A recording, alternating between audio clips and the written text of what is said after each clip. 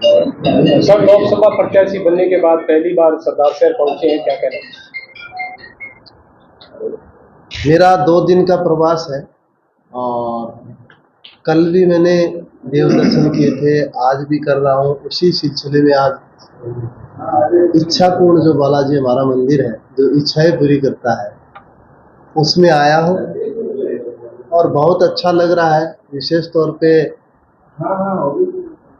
हमारे सीनियर माननीय यहाँ से चुनाव भी लड़ चुके हैं यहाँ पे एमएलए का रिनवा साहब, और हमारी पार्टी में अभी अभी आए हैं राजगण जी, मैं उनका स्वागत करता हूँ।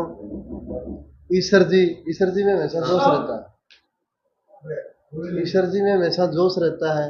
लालचंद जी आए हैं, ये अलग अलग जितने भी हमारे पार्टी में आए, मैं उनका सरदार सर पे आकर के मैं सभी का स्वागत करता हूँ। और हमारा जो स्लोगन है, अब की बार 400 पार, क्योंकि माननीय प्रधानमंत्री जी का एक सपना है कि 2047 तक इस देश को विकसित भारत बनाना है। विकसित भारत बनाने के लिए आपको एक बहुत आगे कड़ी में आना है और उसमें आपको काम करने हैं। काम वो लोग करेंगे जिन्होंने जिंदगी में संघर्ष किया है। मैंने मेरी लाइफ पूरी जिंदगी संघर्ष में दे दी, तो कहीं ना कहीं उन सब चीजों को मेरी को देख करके ऐसा लगा कि शायद देवेंद्र को लाना चाहिए। तो मैं शीर्ष नेतृत्व को बहुत बहुत धन्यवाद देता हूं। सर, सांसद राहुल कसवा ने कांग्रेस ज्वाइन की है, इससे कहा जा रहा है कि झाझड़िया की मुश्किलें बढ़ेगी। मैंने 3 ओलंपिक मेडल लिए और खास करके जो लास्ट के 2 लिए उसमें कहा देवेंद्र झाझड़िया की 35 साल उम्र होगी, देवेंद्र झाझड़िया क्या ओलंपिक खेल पाएगा, लेकिन मैं खेला ही नहीं। मैंने गोल्ड मेडल लेने, मैंने वर्ल्ड रिकॉर्ड ब्रेक किया था उसमें। टोक्यो पैरा ओलंपिक में जाकर के आप सभी ने देखा होगा, एक प्रधानमंत्री जी ने हौसला दिया था मुझे कि देवेंद्र, मुझे आप पे पूरा विश्वास है, आप मेडल जीतोगे, भले ही आप 40 साल के हो गए हो, क्योंकि मैं तो आपको भली भांति जानता हूं। आपने वो वीडियो खूब देखा होगा और उसमें भी मैंने फिर 40 साल की उम्र में मेडल जीता।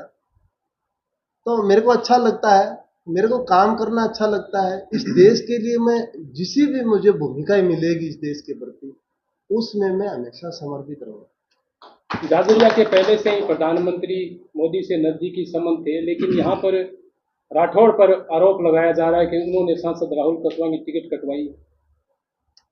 वो सबको पता है मेरे प्रधानमंत्री जी से क्या संबंध है, आप सब जानते हो। उन्होंने एक बार तो थोड़ा सा भावुक होकर के ही बोल दिया या खुश होकर के बोल दिया कि देवेंद्र जी से तो मेरी बातें होती रहती। तो इससे बड़ा, और मैं तो ये मानता हूं, मैं मेरे को सौभाग्यशाली नहीं समझता, मैं तो चूरू की जनता को सौभाग्यशाली समझता हूं कि नरेंद्र जी मोदी का एक शिष्य चूरू से चुनाव लड़ रहा है। क्या मुद्दे रहेंगे आपके लोकसभा चुनाव में? बिल्कुल, देखो मैं काम करने के लिए आया, मैं किसान का बेटा, मैंने पीड़ा झेली है। अपना देसी भाषा में कही गिरे गिरे ने, मैं हमारे गांव में मैं मांग लियो खोआ पर लेके चल पानी, वो दर्द मैं जान सकूं कि दर्द, उससे बड़ा कोई दर्द नहीं हो सकता। और एक सबसे बड़ा जो आइडिया मेरे पास है, अपने को चूरू को आपा एक पर्यटक स्थल बना सका, क्योंकि इतने बड़े धार्मिक स्थल हैं, इतने बड़ी हवेलियां हैं हमारे पास, उन सबको हम जोड़ेंगे तो यहाँ पे बहुत ज्यादा लोग आएंगे। और चूरू आप देखो, छापरताल है, कितना बड़ा वन अभ्यारण्य है हमारा, इसको हम प्रचार प्रसार देंगे। मोदी जी का भी तो यही सपना है कि जो भी चीजें हमारे पास वो दुनिया के हम प्लेटफॉर्म पे लेके जाएं, तो हम दुनिया के प्लेटफॉर्म पे लेके जाएंगे। कनेक्टिविटी पे काम करेंगे हम, हेल्थ पे हमें काम करने की जरूरत है। तो बहुत से मुद्दे हैं उन पे, युवाओं के खास करके यूथ के लिए। मैं स्पोर्ट्स से आता हूं, तो मैं स्पोर्ट्स बिरादरी से आता हूं, तो मेरा ये टारगेट रहेगा कि ज्यादा से ज्यादा ट्रेनिंग सेंटर खोले यहाँ पे। चूरू का खिलाड़ी को कहीं पटियाला, बेंगलोर या कोलकाता या गांधीनगर जाके ट्रेनिंग ना करनी पड़े, चूरू का एथलीट चूरू में ट्रेनिंग। सरदार शहर में रेल का मुद्दा है जो बड़ा मुद्दा है, क्या कहना सर? सरदार शहर बहुत बड़ा मुद्दा भी है ये, और जरूरत भी है। जब जरूरत होती है तब मुद्दा बनता है। सरदार सरी नहीं है, तारानगर भी है रेल का मुद्दा। तो आप देख रहे होंगे कि आपने पीछे की भी देखा होगा, मैं तो सीधी बात मोदी जी की नहीं रख दूंगा भैया, मैं तो किसी की जरूरत ही नहीं है। सर यही बात राहुल कसवा कहते थे और यही बात आप कह रहे हो, कितनी सच्चाई है, कहां तक इस बात को लेकर लोकसभा में उठाएंगे आप? मैं बिल्कुल उठाऊंगा, क्यों नहीं करूंगा, मैं 100% करूंगा मैं। और मुझे इतना विश्वास है जनसेवक पे, मेरे प्रधानमंत्री जी पे, ना उनके निकलती ही नहीं है। बस उनके सामने आप बात रखो, और देवेंद्र झाझड़िया की कितनी जान पहचान है उनसे, कितना वो देवेंद्र झाझड़िया को लाइक करते हैं, ये मुझे आपको बताने की। एक बड़ा वर्ग है राहुल कसवा का समर्थन कर रहा है इसमें, तो क्या ये मानते हैं कि परेशानी होगी इससे? भारतीय जनता पार्टी हिंदुस्तान की नहीं, दुनिया की सबसे बड़ी पार्टी है। और भारतीय जनता पार्टी का जो कार्यकर्ता है ना, वो बहुत समर्पित है। कई लोग ऐसे होते हैं जिन्होंने जिंदगी में एक माला नहीं डलवाई पार्टी से, पूरी जिंदगी दे दी उन्होंने पार्टी के लिए। ऐसे कार्यकर्ता है यहाँ पे। सर, क्षेत्र के बड़े नेता राजेंद्र राठौड़ अभी तक आपके साथ वो दिखाई नहीं दिए हैं, कब तक उनका प्रचार शुरू होगा क्षेत्र में? देखिए, हम प्रचार प्रसार अभी कर रहे हैं, देव दर्शन चल रहा है, आगे का जो भी होगा कार्यक्रम वो आपको बताया जाएगा, अवगत करवाया जाएगा। जैसा कि पहली बार देखा गया कि न तो जो कार्यक्रम उद्घाटन में पोस्टर में उनकी फोटो थी, न वो उस कार्यक्रम में देखे गए थे, क्या कारण रहा इसका? जो भी चीजें होंगी वो आपको बता दी जाएंगी। अभी कार्यक्रम देव दर्शन का चल रहा है, और आज मैंने मन्नत मांगी है इच्छापुर बालाजी से, और मुझे पूरा भरोसा ही नहीं, पूरा विश्वास है कि ये जो लोकसभा की जनता है, मेरे संघर्ष को वो देख करके, मेरे विजन को वो देख करके, मेरे को तो लगता है शायद राजस्थान की सबसे बड़ी जीत चूरू लोकसभा। झाझड़िया पैरा ओलंपिक में भाला दूर तक फेंकने में कामयाब हुए हैं, राजनीति में कितनी दूर तक इनका भाला जाएगा? देखो, मैं तो पूरी जनता ने कह दी, मैं कहा भाई, मैं मेरी जिंदगी में भालो बहुत दूर फेंके, वर्ल्ड रिकॉर्ड कायम करे, 3 ओलंपिक पैरा ओलंपिक मेडल लिया है। अब वो भालो है, वो लेके मोदी जी वो मन दे दी और वो जनता ने फेंक लो, तो मैं वर्ल्ड रिकॉर्ड बना सकूं तो जनता दिल्ली तक तो फेंके ही उनको। तो राहुल कसवा का प्रभाव और उनके परिवार का प्रभाव लंबे समय से चूरू जिले में 3,75,000 वोटों से पिछला वो चुनाव जीते थे, क्या ये बड़ी चुनौती नहीं होगी आपके लिए? भारतीय जनता पार्टी के लिए कोई चुनौतियां नहीं है यहाँ पे। अब की बार 400 पार। लोकसभा क्षेत्र की जनता से क्या कहना चाहिए? लोकसभा क्षेत्र की जनता से क्या कहना चाहिए? मैं तो उनको टाबर हूँ, किसान को बेटो हूँ, उनके बीच को हूँ, जिंदगी में संघर्ष देखे है, इतना कहना चाहूंगा कि जो मैं संघर्ष देखे ना, वो मेरे को यूथ संघर्ष ना देखे, उनके लिए मैं फैसिलिटी दूंगा, मैं काम करूंगा, जनसेवक के रूप में आया हूँ, जनसेवा करूंगा, सबके बीच में समर्पित भाव काम करूंगा। सांसद राहुल कसवा के भाजपा से जाने से कितना नुकसान मानते हैं आप पार्टी को? पार्टी तो समुद्र है, आना जाना लगा रहता, कोई बात नहीं है।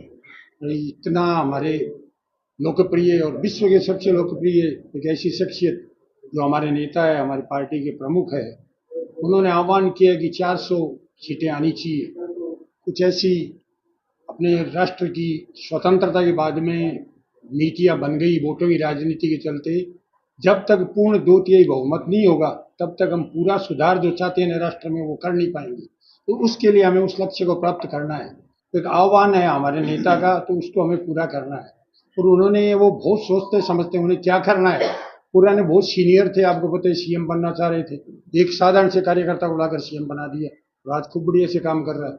आज एक ऐसा होनहार व्यक्ति जो 2-3 ओलंपिक में गोल्ड मेडल ला रहा है, आज पैरा ओलंपिक का इस उम्र के अंदर में अध्यक्ष बनना बहुत बड़ी उपलब्धि है। वो तो फिर आप क्या चाहते हो, चलता रहता परिवर्तन, तो संसार में कोई बात नहीं है।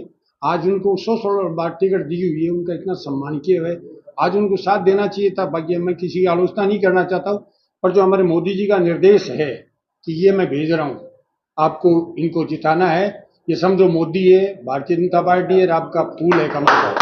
कांग्रेस के लोग तेजी से भाजपा में जा रहे हैं, तो ये विचारधारा मेल कैसे खाएगी? हमारी नैतिकता, आदर्शता, हमारे नेता की, हमारी पार्टी की जो काम कर रहे हैं सर्वांगीण विकास जो राष्ट्र का कर रहे हैं, जो राष्ट्र को आनंद की अनुभूति हो रही करी। जहां विदेशों में जाते थे कपड़े खुलवा लेते थे पासपोर्ट से, जब वहां जाते करते, आज उनका पासपोर्ट देखते ही कहीं युद्ध हो रहा है तो युद्ध विराम लग जाता है। जहां फांसी की सजा हुई वो फांसी की सजा मुक्त फ्री हो जाती है। एक एक बात है क्या, अगर अभी ही टाइम कम है, आप बोले तो घंटा 2 घंटा बोलते करते, इतना कितनी बड़ी उपलब्धियां हमारे देश की, हमारी पार्टी की, हमारे नेता की है। इससे बड़ा गौरव हमें क्या मिल सकता है। हमारा पुण्य उदय है हमारे राष्ट्र का। और कितनी खुशी की बात है कि आज तक पहली बार हिंदुस्तान स्वतंत्र होने के बाद में कितने चुनाव हुए हैं। यह पता ही नहीं है कि राजनीतिक धर्म साथ नहीं होना चाहिए। अगर राजनीति धर्म साथ नहीं है तो फिर धूल है राजनीति को, सत्यानाश होना है। राजनीति में धर्म ही होना चाहिए जरूर। धार्मिक व्यक्ति होगा तो अच्छे काम करेगा, वो समान दृष्टि रखेगा, वो नहीं देखेगा कौन हिंदू है, कौन मुसलमान है, कौन किस जाति का क्या है, सब मालिक की संतान है, सब उसके है, वो अच्छे विचार रखेगा करेगा। आज कितनी खुशी की बात है, पहली बार कोई ऐसा एक प्रार्थी एमपी का कैंडिडेट है जो देवदर्शन से अपनी यात्रा शुरू कर रहे। उस यात्रा को कौन रोकेगा? जिसके साथ में परमात्मा है, सनातन शक्ति है उनके साथ में, उस यात्रा को कौन रोकेगा करेगा? कहीं कोई चिंता करने की बात नहीं है। लोकसभा चुनाव पिछली बार 40,000 से ऊपर बात पहुंच रही थी। क्या इस टारगेट को आप इस बार पूरा कर पाएंगे? टारगेट को आगे बढ़ाएंगे हम। अब हमारे साथ में हमारे और साथी आगे कर गए, हमारे चेयरमैन साहब है, डूडी साहब है, जितने भी जो साथी है, लालचंद जी है और है, तो निश्चित रूप से हमारी पार्टी की ताकत तो बढ़ी है ना। और आ रहे हैं लोग, 1300 लोग परसों एक साथ में आपने देखा है कि ज्वाइन किए कांग्रेस को छोड़कर।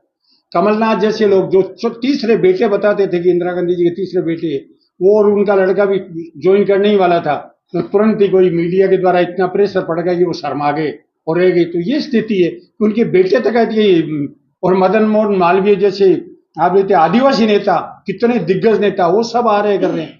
तो निश्चित रूप से सबको समझ में आ गया कि राष्ट्र का भला और सबका, मानवता का, प्रकृति का भला अगर होगा तो बीजेपी ही करेगी।